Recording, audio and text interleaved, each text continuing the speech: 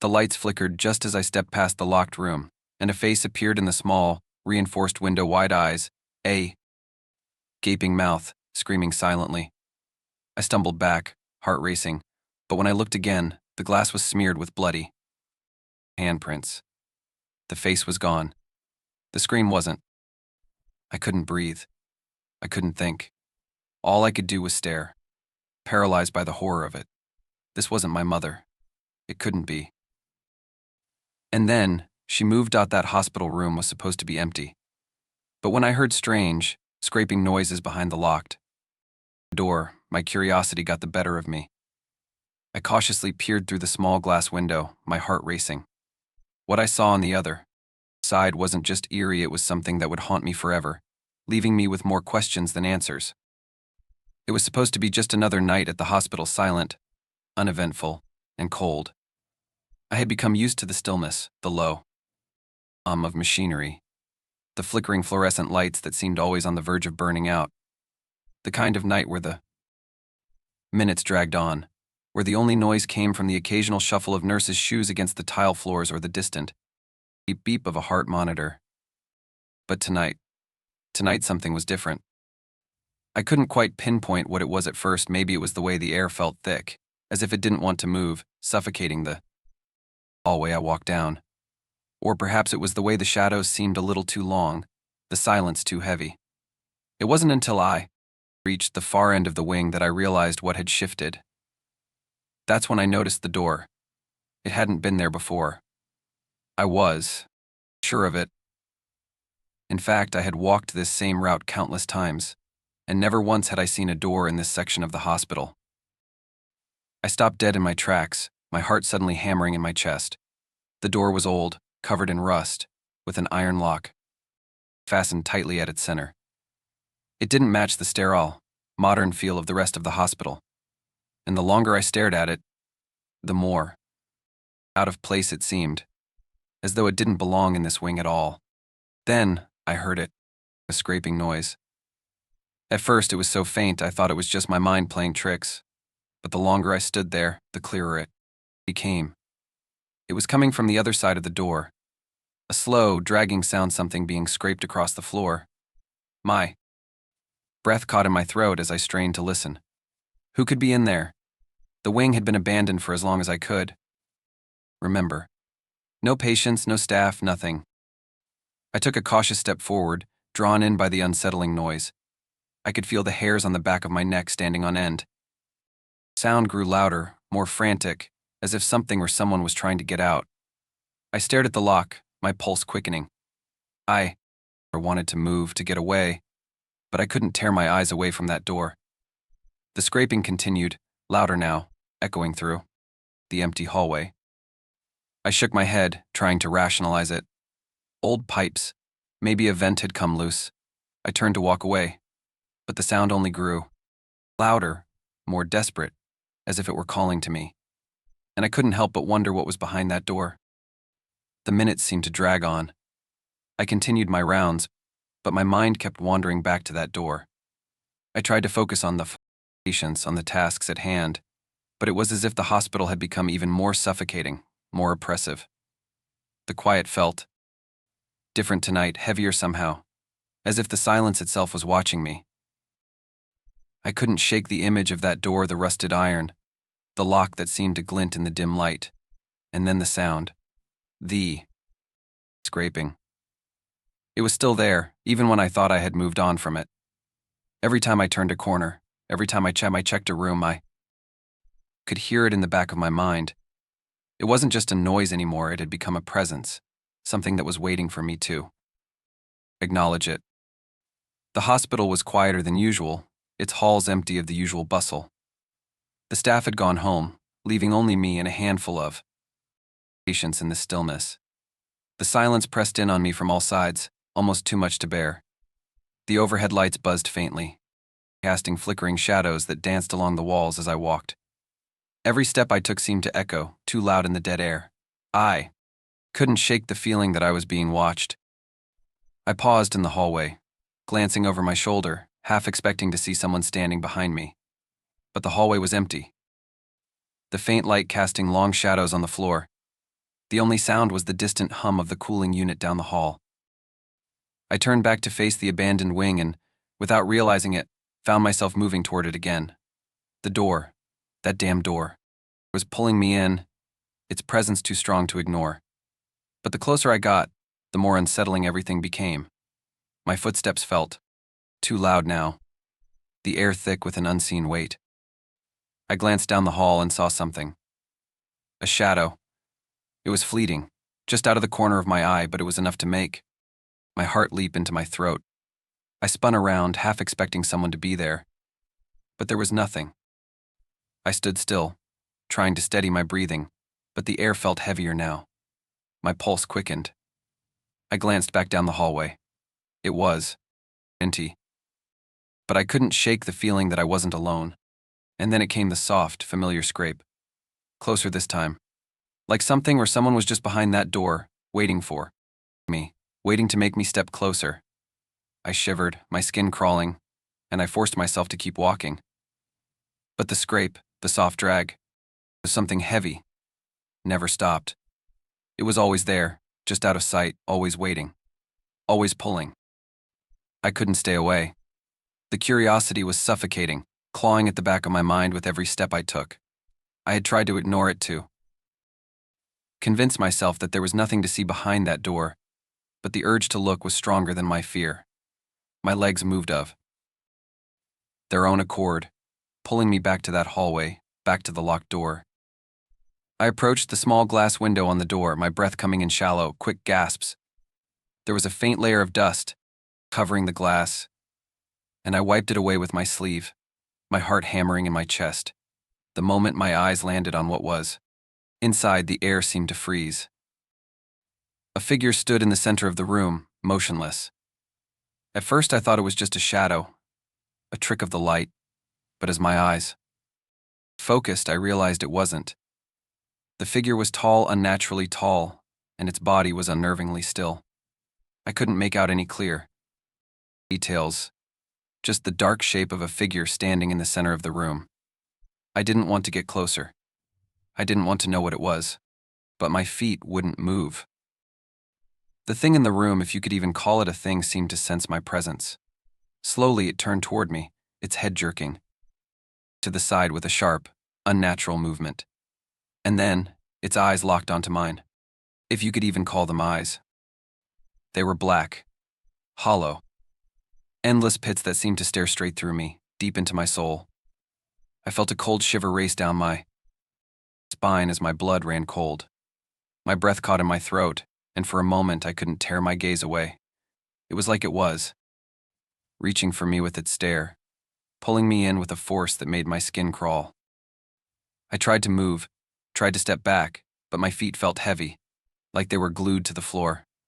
I couldn't look away, couldn't break free from the grip of its gaze. My pulse raced in my ears, thudding louder and louder as the seconds dragged on.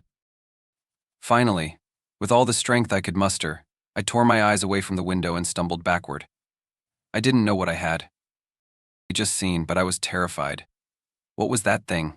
What did it want? The fear gnawed at me, spreading through my chest like a poison. I tried to convince myself it was just a trick of the mind, a shadow, something I had imagined. But deep down, I knew that whatever was behind that door, it was real, and it knew I was there. I couldn't escape the image of that figure. It was burned into my mind, lingering behind my eyelids every time I closed my eyes. Terror of its hollow, endless stare followed me, like a shadow I couldn't outrun. I knew I had to know more, to understand what the hell I had seen, and why that door was there in the first place. The truth was out there, somewhere in the hospital's dark, neglected mystery, and I was going to find it. The hours dragged on as I dug through the hospital's records. The old files were disorganized, brittle with age, and half of them were smudged or illegible. But I didn't care. My mind was a swirling mess of fear and urgency. I had to know what was behind that door, what had been done here. And then, there it was. A name in the files, my mother. I froze. I had never known the full story of my mother's time at the hospital. She had passed away years ago, under strange circumstances that no one would talk about. My father never spoke of her illness, and the doctors had always seemed distant, vague. But seeing her name in the file sent a wave of nausea through me.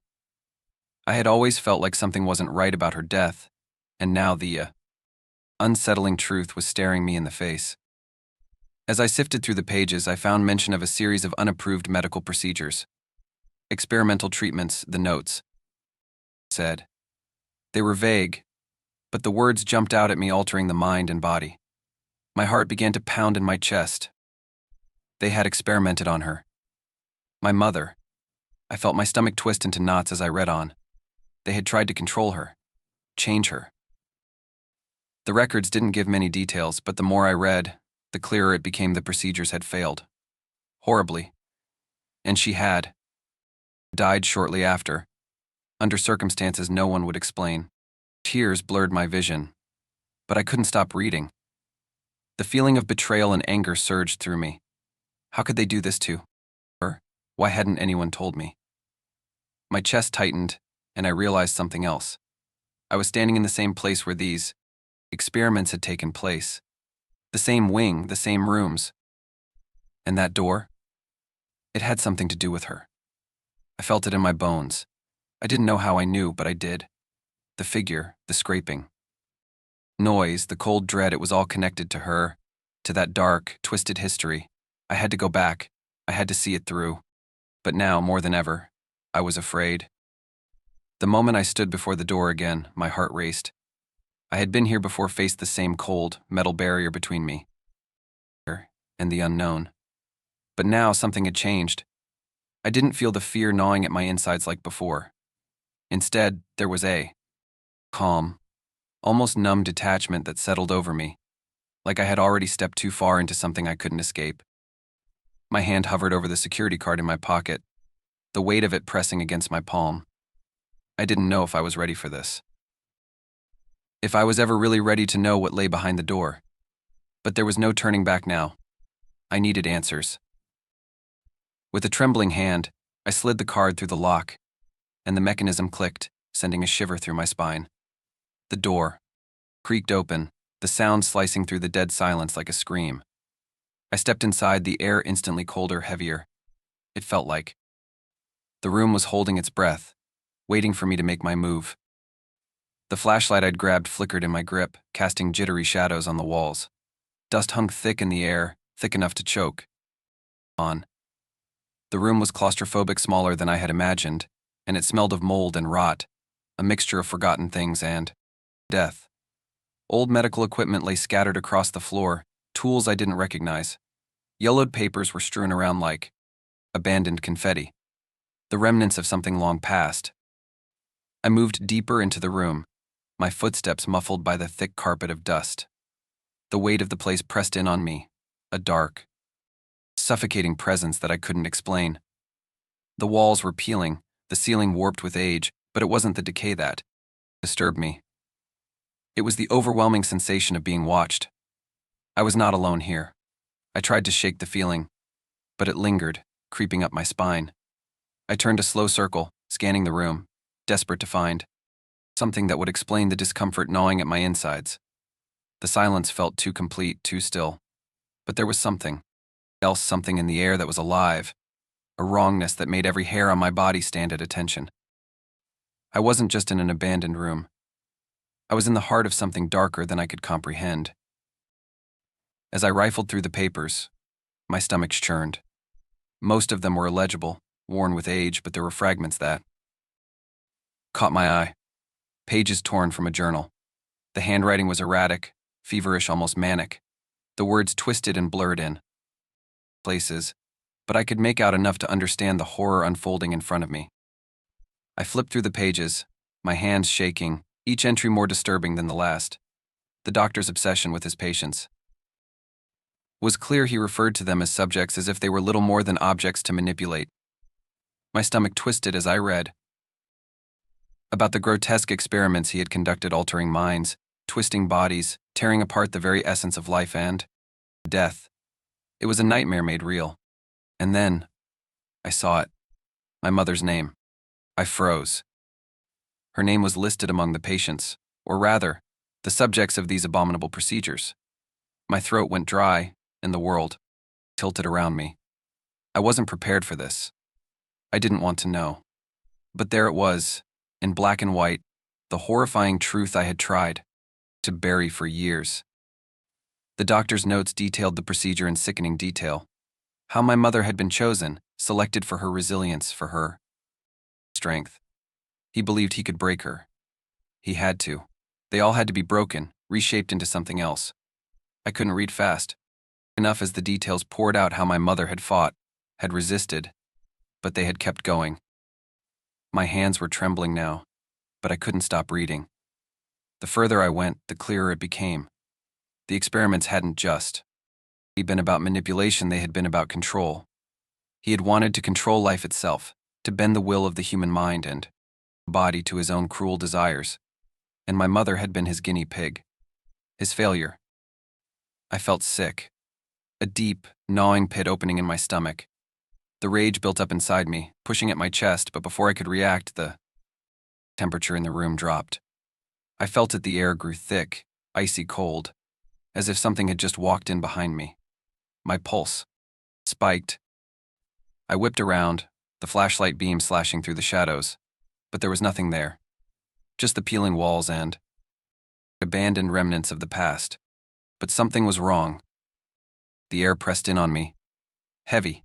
Thick. Then I heard it. A slow, labored breath, close, too close. It was like a whisper against my ear, a presence in the room with me, unseen, just out of reach. I froze. The breath was uneven, ragged, like something or someone was waiting for me to turn around. I didn't dare. I couldn't. The darkness in the corner of the room seemed to pulse. I didn't have time to think, didn't have time to prepare. The moment I turned around, there it was. The figure. But this time it wasn't just a shadow or a distant shape. It was real, too real, and it was standing right in front of me. A grotesque, twisted thing, its skin stretched taut over its bones, like it was being held together by nothing but sheer will. Its mouth was wide open in a silent scream, but no sound came. The eyes, those hollow, empty eyes, locked onto mine with a chilling, inescapable intensity. My breath stopped in my throat, and my heart slammed against my ribs. I wanted to look away, to run, but my body refused to move. It was her, or what was left of her. A horrible, unnatural jerking motion. Her head twisted around sharply, snapping toward me, and suddenly I was able to move again. My legs were fueled by pure instinct, and I turned and ran, my heart pounding so loudly I couldn't hear anything else. I couldn't stop.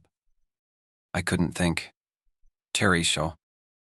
But no matter how fast I ran, the footsteps followed, their echo growing louder, closer with every passing second.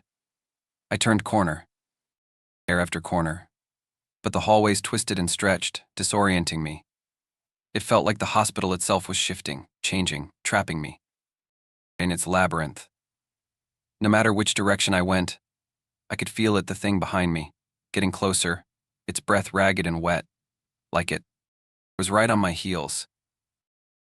I rounded another corner, my legs aching, my breath ragged, but when I skidded to a stop, I froze.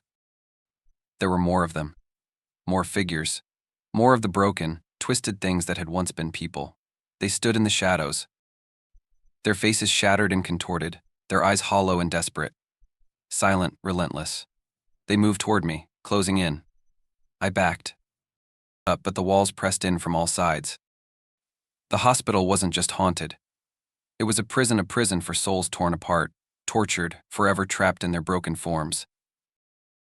I turned, frantic, my breath coming in short, panicked gasps. My mind screamed for an escape, but there was none.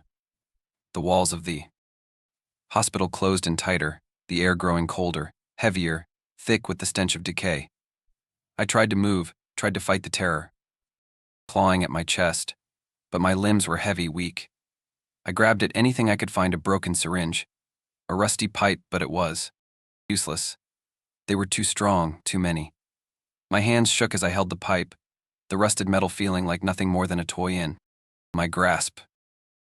I swung at them, but the first thing that reached out to me was a hand, cold, clammy, its fingers wrapping around my wrist with a strength I couldn't resist. I tried to pull away, but another hand and another closed in, holding me tight. I could feel their touch, now icy, sickly, a touch that left my skin crawling, burning. My body wanted to fight, to run, but it felt like I was sinking into quicksand. They didn't speak. They didn't need to. Their faces, blank and broken, told me everything. They were not here to take me somewhere. They were here to make me like them. I struggled, panicking, but it was no use. My legs gave out, and I was pulled down to my knees, the cold, sharp floor biting into my skin. They were everywhere now, surrounding me, pressing in. My breath became ragged, and I could feel the fear rising up in me, choking me, squeezing the air from my lungs. And then, through the haze of terror, I saw her again. My mother. She stood before me, her broken form moving toward me with that same jerky, unnatural motion. Her eyes, those empty, hollow eyes, locked onto mine, and I could feel the icy fingers of the past clutching at my heart. She was alive, but she was no longer human. She was a thing, a shadow of the woman I had known, and as she reached out to me, her voice whispered in my ear, "It's too late. You're one of them now. You'll never leave." Her touch was cold like ice, but it burned, a searing pain that spread through me. I tried to pull away, but her grip tightened, unyielding. I could feel the darkness pulling at me, seeping into my skin. It was everywhere, this place, this hospital, this nightmare, and it was going to consume me too. I thought I had escaped. I was running on sheer adrenaline, my legs aching, my mind spinning with fragments of everything I had just witnessed.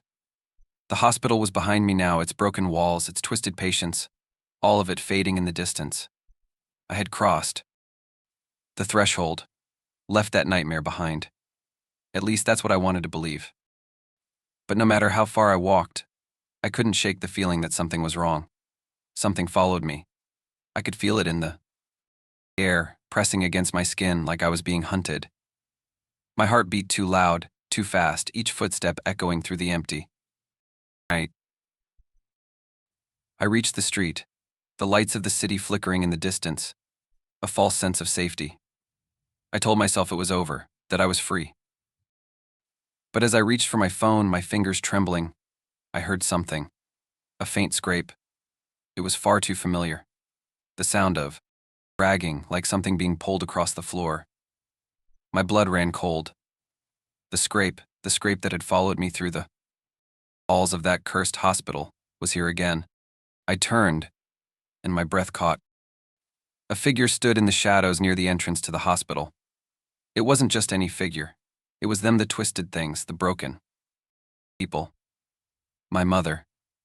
Their eyes locked onto mine, empty, hollow, waiting. I could hear their silent whispers carried on the wind, words I couldn't make out, but that filled me with a cold, oppressive dread. I stumbled backward, my mind screaming at me to run, but my feet were frozen to the spot. I couldn't escape this. I had unlocked something that couldn't be put back. I had freed them, and now they were coming for me. Forever. The figures shifted, their movements jerky, unnatural, as if they were still trapped between life and death. I could feel the cold grip of their presence, closing in from every side. I felt my chest tighten, panic rising as I realized there was no way out. They would never let me go. And then, I heard it. A whisper, soft but distinct. It came from behind me, from the shadows where the streetlights failed to reach. It was my mother's voice, or what was left of it. "It's too late," she whispered, her words barely audible above the wind. "You'll never leave." I turned around, but there was nothing there. The night was still, the street empty. But I could feel it. Something was watching me. From the darkness. Something had followed me, and I knew, with a sick certainty, that it was waiting. I took a step back, my pulse racing, the weight of the horror closing in on me. I had thought I had escaped. But I hadn't. The nightmare was still here. And it was coming for you too. Are you sure you're alone as you finish this story? Or is something watching from the shadows? If you dare, share this story. But remember, every retelling brings it closer to reality.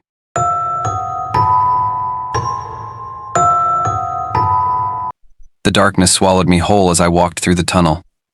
I thought I was alone, but the faint echo of footsteps behind me grew louder with every step I took.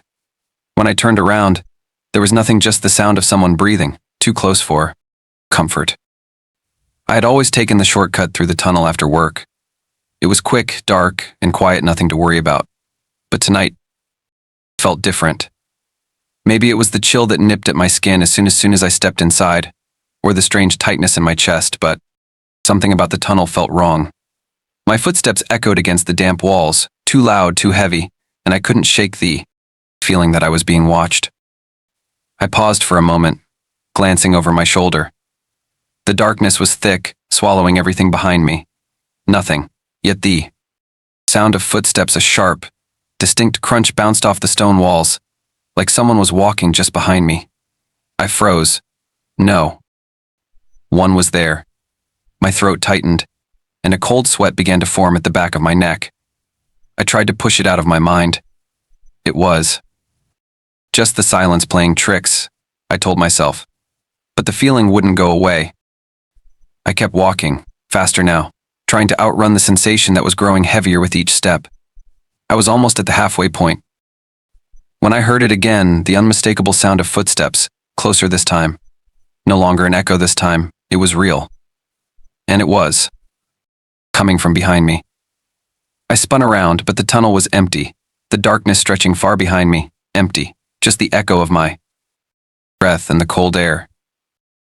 But then another noise, a whisper, soft, barely audible, but unmistakable. My name. Lena, my blood ran cold. I couldn't have heard it. My heartbeat pounded in my ears. I forced myself to keep moving, to ignore it. But the footsteps followed, faster, closer. Something was there. And it wasn't leaving. I didn't stop walking. If I just kept moving, I told myself, I would be fine. But the further I went, the more wrong everything felt. The tunnel seemed to stretch on forever, the flickering light above me casting strange, jerky shadows. Each one made my pulse race. Something was wrong with the way the shadows moved. It was as if they were alive, swaying in time with my steps, twisting unnaturally. I couldn't focus on anything else. My breath was coming in sharp gasps now, but still, the footsteps kept following me. Still, that soft whisper, just beyond my hearing, hovered in the air. My chest was tight. I had to get out. I glanced ahead, praying to see the exit. Instead, there was something else, a rusted door, half open. It hadn't been there the last time I passed through.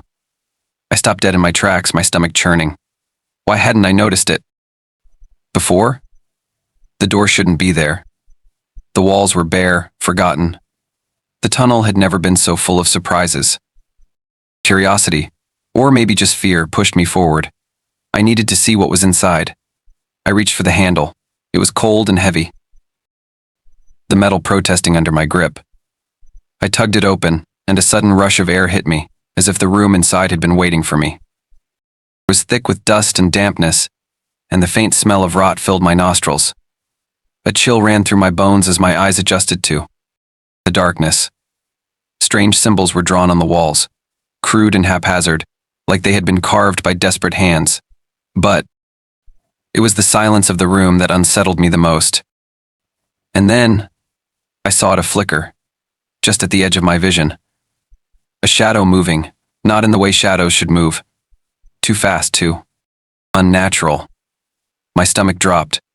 The whisper came again, louder this time, and this time it wasn't just my name. It was a command. Come closer. Come closer. I took a step back, but the door slammed shut behind me. The room was silent again, too silent.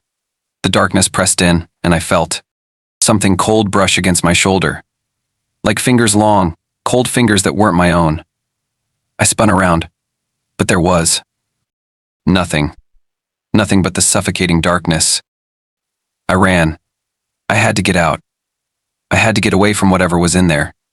I grabbed at the door, but the handle wouldn't turn. It was stuck. Something was holding it shut. I pounded on it, desperate. There was no sound, no movement. I was trapped. And then I heard it. Footsteps. Not behind me, but ahead of me. Slow, deliberate. And they were getting closer. I wasn't alone anymore.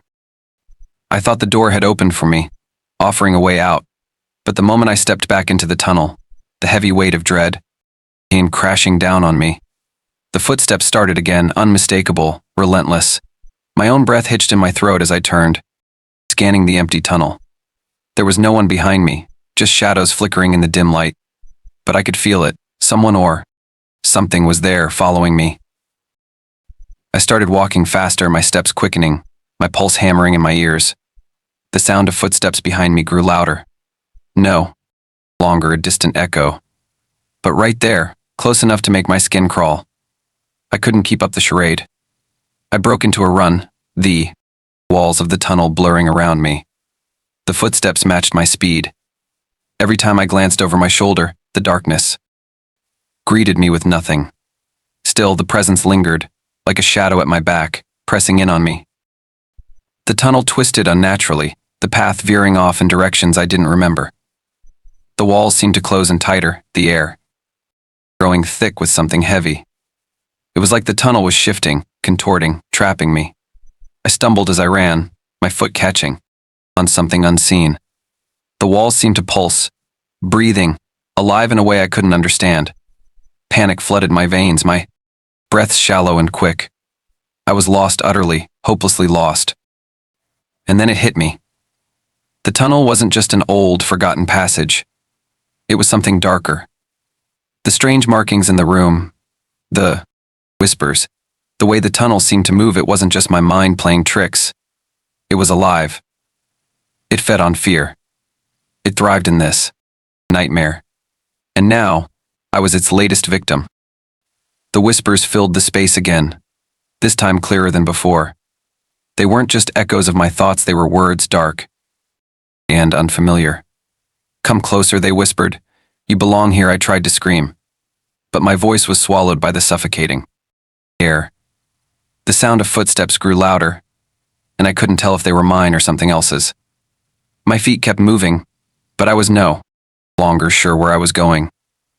There was no way out. There was nothing but this endless, twisting maze. I didn't realize how much I had been trembling until the moment I turned around and saw it. It wasn't a person. It wasn't a shadow. It was me. A twisted version of myself stood in front of me, its eyes wide, vacant. My own face stared back at me, but it was wrong, gaunt, sickly. The skin was pulled tight over the bones, the face hollow and empty, like it had been staring into this void for years. My reflection, if that's even what it was, grinned at me, a grin so cold, so full of malice, that I felt my stomach twist in knots. I took a step back, my legs shaking beneath me, but the figure didn't move. It was me, but not me. Its grin widened, eyes glinting, with something ancient, something hungry. You were always meant to be one of us, it said, its voice my own but distorted, hollow. The words chilled me to my core, and as they echoed in the space, I understood. The tunnel wasn't just a place, it was a trap. It didn't just hold people, it took their souls, twisted them into something else. This figure wasn't some unknown entity, it was me. A version of me, transformed by the tunnel's hunger. It had taken pieces of me over time, and now I was becoming part of it, part of the darkness. The room, the tunnel, it had never let me go. It had been feeding off my fear, my desperation, and now I was becoming part of the very thing that haunted me. I tried to move, to escape, but my body felt frozen. My feet wouldn't obey. The walls seemed to stretch and warp, closing in on me. The figure took a step forward, its hand reaching out for me. The air turned cold, unbearable. I could feel it, the pull, the suffocating grip of the tunnel tightening around me, pulling me in. I was no longer the one trapped here. I was becoming the trap. Then, as if on cue, the tunnel shifted again, its walls narrowing, and the footsteps came back. Louder, faster. They weren't mine anymore. They were the footsteps of the thing behind me, closing in. I could hear its breath, slow and steady, right behind me. The grin of my reflection burned into my mind as I realized there was nowhere to run. The darkness was closing in. I couldn't breathe. The walls of the tunnel had collapsed inward, squeezing the air from my lungs. My heart pounded in my chest, and still, the thing behind me moved closer. The figure my reflection wasn't just in my head anymore. It was real, its cold fingers grazing the back of my neck. It wasn't just following me, it was becoming me. Its breath came in slow, heavy gasps, like it was savoring the moment. I was no longer just trapped in this place. I was being consumed by it. There was no escape. There would never be. I tried to scream, but no sound came out. The air had grown too thick, too suffocating. Every inch I moved, it was there, watching. Waiting. The footsteps from behind so close now matched my own. The same slow, deliberate pace. I turned, but I couldn't face it anymore. I couldn't face myself. And then, it spoke. You never left. You were always meant to stay. The words echoed, twisting in the silence, reverberating through the tunnel. It wasn't just an echo. It felt like a command, something dark that pulled at my very soul. And then, with a final, unbearable shudder, the thing behind me reached out, its long fingers grazing my face, cold and unyielding. I thought it would end then, that I would be swallowed whole by whatever nightmare had claimed me. But instead, everything froze. The footsteps stopped. The figure, the tunnel, all of it disappeared. In the blink of an eye, I was alone, standing in an empty, unfamiliar place. But the whispers, the ones that had followed me all along, still filled my mind. You belong here. I ran. I ran faster than I ever thought possible, but the tunnel was already closing in behind me. It wasn't just a tunnel anymore, it was a living thing, wrapping itself around me like a vice. The dark was too thick, too deep. I felt it closing in, suffocating me, swallowing me whole. And then, just as quickly as it had started, it was over. The tunnel was gone. But the whispers remained. They're always there. You can feel them when you walk alone, when the night is too quiet, when the shadows are too deep. If you dare, share this story. But remember, every retelling brings it closer to reality. Are you sure you're alone as you finish this story? Or is something watching from the shadows,